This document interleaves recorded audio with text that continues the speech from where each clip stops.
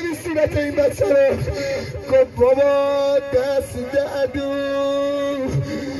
بزرگتر از صورت من بود. بابا انقدر موامو کشیدن بابا ببین دندونه شیریم افتاده بابا. هر کجا ایستادی ناله بزن یا حسین. نه بهتر خرج کن یا حسین. آقا جانم اما این عقیله بنی هاشمی که میبینید اینطور در تازیانه میخوره مالک اشتره. میگه هر وقت میخواست عقیله بنی هاشم مشرف بشن حرم نبوی امیر المؤمنین جلوی حرکت میکرد. گفت داداش تا حالا از این خونواده زنی رو نبردن اسارت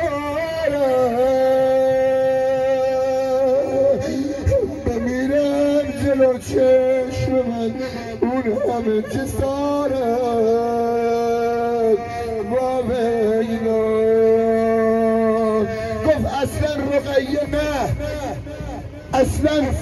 رقیه نه دختر خودت هم یک شب میان کوچه ها میمان همینطوری میستارید نگاه میکردی.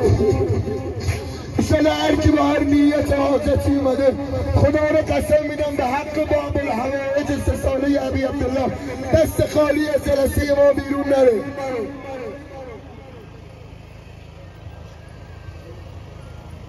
السلام علیک یا عباد الله.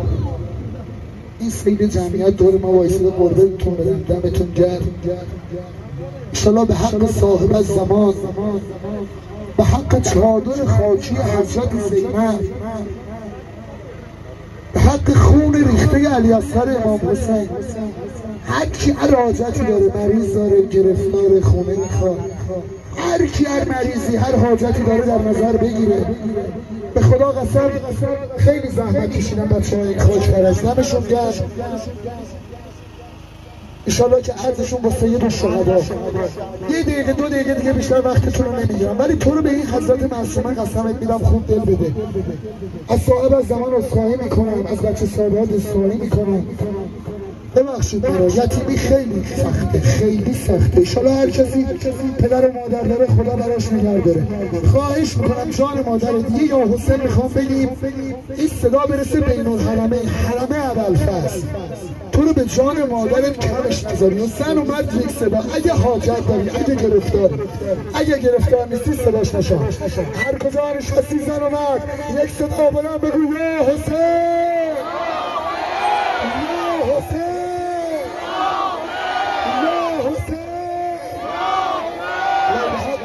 زهرا حاجت نباش یا علی. دست دارم برداد من بابا ندارم زخمی شدم دویدن پا ندارم دیسو سفیدم احترامم با نگاه من با جزی دعوا ندارم سیری نزن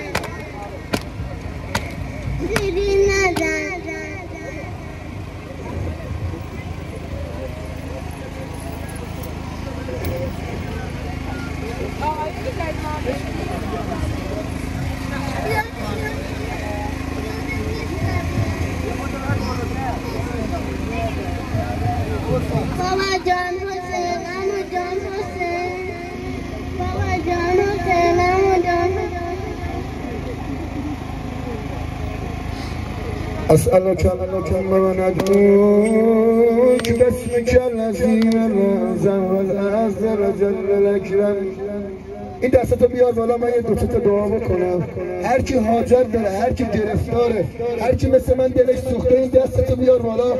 این کشکولای گدایی رو بیار رو آسمان خدا رو قسمش بدیم واسطش کنیم به حق باب الحوائج 3 ساله. اللهم اجل ولیک الفرج اللهم عجل وليك الفرج، اللهم عجل وليك الفرج. خدایا زور امام زمانمون برسان، این قلیل توسلات به کرمت از ما قبول بگن بفرما. ای خدا دام کربلا رو بر این دلها مگذار، آنچه گفتیم و نگفتیم به کرمت از ما قبول بفرما. ای خدا هر کی مریض داره، گرفتاره، دردمنده، با دست با کفایت کوچولوی باب الحوائج 3 ساله حاجت روا بفرما. بالنبی و آله رحم الله من قرأ الفاتحة مع الصلوات. صل علی محمد و آل محمد. تقدیر و تشکر میکنم از عوامل هیئت محترم شهدای جوانان خاکفرج. زحمت کشیدید، ایشالله که خداوند این قدم ها رو در طور صراط ملرزاند. شفای عاجل همه مریضا، مریض منظوره، مریضی که سفارش کرده بخوانید رحم الله من قرأ الفاتحة مع الصلوات. اقدر منها هتوك